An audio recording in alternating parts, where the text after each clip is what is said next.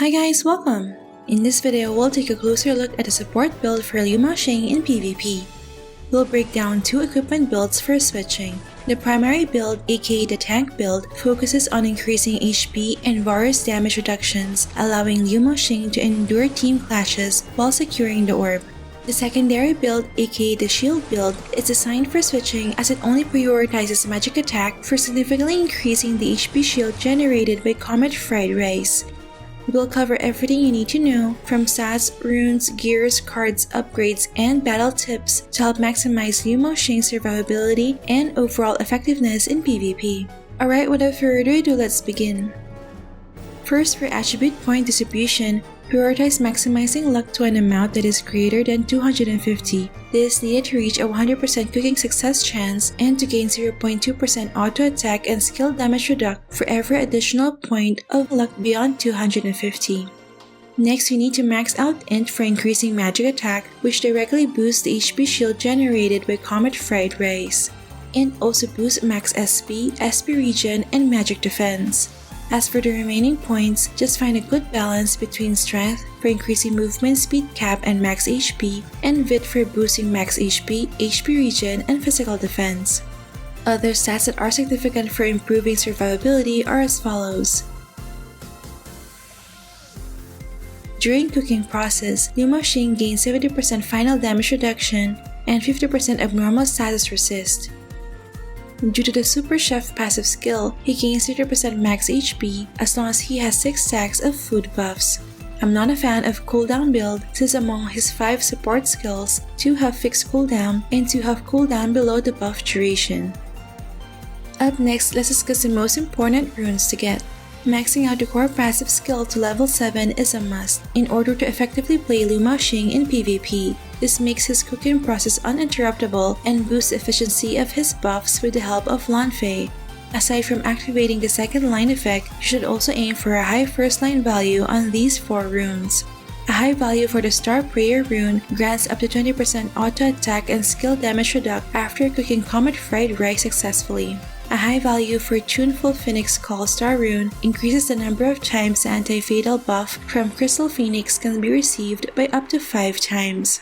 A high value for the Sea Brim Continent Star rune grants self-invincibility for up to 3 seconds after cooking is successful even if there are less than 4 teammates nearby. And a high value for the Galaxy Banquet rune forcibly reduces the enemy's movement speed by up to 50% when cooking Big Bang Shumai. For attribute runes, place the following runes for increasing magic attack and improving survivability. You may opt to use a Void Carving Knife to maximize the number of death runes you can insert. As for the arcane runes, I recommend getting these 3 runes. Taiji rune for converting a percentage of the damage received into HP loss damage, which will be absorbed by your Comet Fried Rice shield. Indestructible rune for enhancing your tankiness when your HP is below 50%. And Thorn rune for a chance of inflicting HP loss damage to enemies attacking you. Up next, let's dive into the recommended equipment set and cards. We'll first break down the gears for the primary tank build. First, for weapon, I recommend using Stardust Dragon Staff as it provides a fair amount of max HP and defensive stats even when not in cooking process.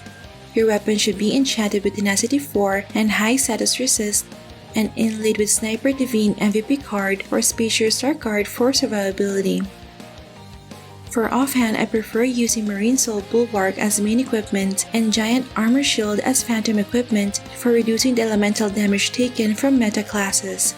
Your offhand should be enchanted with Tenacity 4 and high physical damage reduct, and inlaid with a Thor the Thunder God card to reduce all elemental damage received when channeling. You may also opt to switch between Golden Thief Bugstar card against magic DPS or Basilisk card against physical DPS and Sarah Aileen.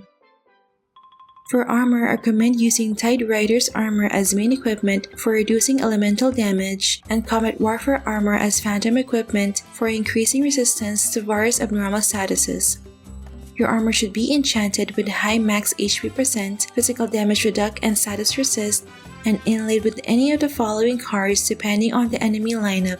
Priest Megaletta MVP card against physical DPS and Sarah Aileen, Wolf Grandma Star card against teams with heavy crowd control, or Ancient Half Dragon card against Jormungandr. For garment, I prefer equipping a glory shoulder badge as main equipment for boosting max HP, and a high refined Grey Elf's manteau as phantom equipment due to its set effect with Stardust Dragon Staff. Your garment should be enchanted with Divine Blessing 4, high max HP percent and physical damage reduct, and inlaid with Dark Assassin Cross Aramis Avatar MVP card for reducing all elemental damage taken and a chance to restore HP and SP. For footgear, you can either use a Super Mecha War Boots or Crucible of Blood as main equipment, and Green Rattan Shoes as phantom equipment. Your footgear should be enchanted with Divine Blessing 4, high max HP percent and physical damage reduct, and inlaid with the Edka Star card to prevent flinching when getting orb, Moonlight Flower Star card to move more freely while cooking, or Alien Tesseract card to avoid being manholed by PD or black holed by Elga. For accessories, you may equip 2 Martyrs necklaces in the main equipment slot to increase both defensive and offensive abilities, and then use 2 Resuscitation Rings in the Phantom equipment slot for boosting HP and damage reduction.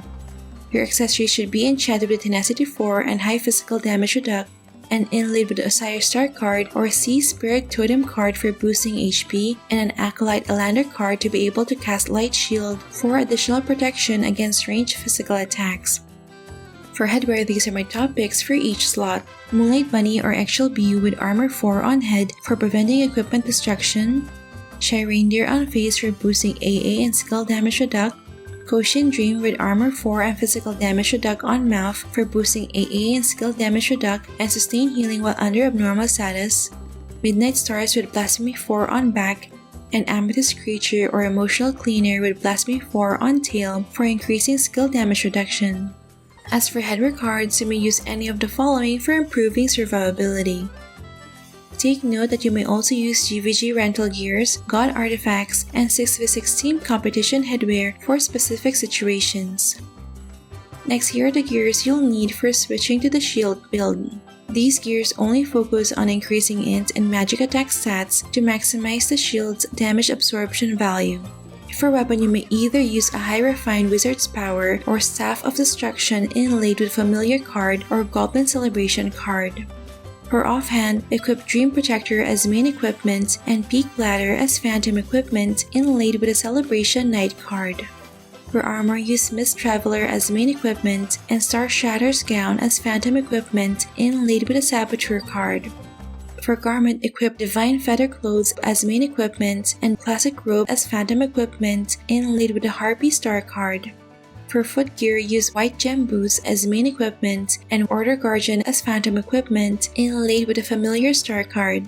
For accessories, use 2 Red Rose Hair Clip as main equipment and 2 Kraken's Eye as phantom equipment inlaid with an Elder Willow Star card.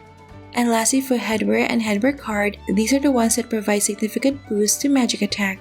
Make sure all of your main and phantom equipment are enchanted with int and magic attack stats to maximize your shield generation so the shield from Comet Fried Rice can absorb the most damage possible. One downside to keep in mind when using Emir's notebook to switch builds is that you won't benefit from the tier 5 effect of phantom equipment during the 30-second equip cooldown, so plan your switches carefully to avoid being vulnerable during that time. Up next, here are the other upgrades that you can invest in to further improve your survivability in battle.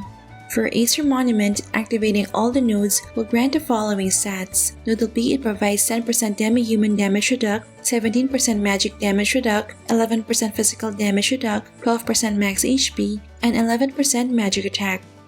For guild buffs, maxing out your blessings and prayers will grant additional raw magic attack and various defensive attributes. For pets, you may summon an Aboon, Osiris, or Archangeling pet in battle, which can resurrect you before dying if you have turned into a Kaltzberg puppet. For Oracle Mirror Extract, the top option for attack attributes is a plus 15 Oath Book page 2 for increasing magic attack and shield generation, while for defense attributes, you may extract any of the following depending on the defensive stat you're lacking. For Ancient Relics, there are several possible options to just choose depending on your playstyle and budget. Horn of the Unyielding to protect against burst damage, Gear Necklace to prevent being stripped which can cancel channeling, Divine Hymn Carver to prevent your armor element from being converted, or Spiritual Blade to halve HP loss damage received. And lastly, for equipment memory, I suggest selecting Magic Attack for the first line and any of the following defensive attributes for the second and third lines.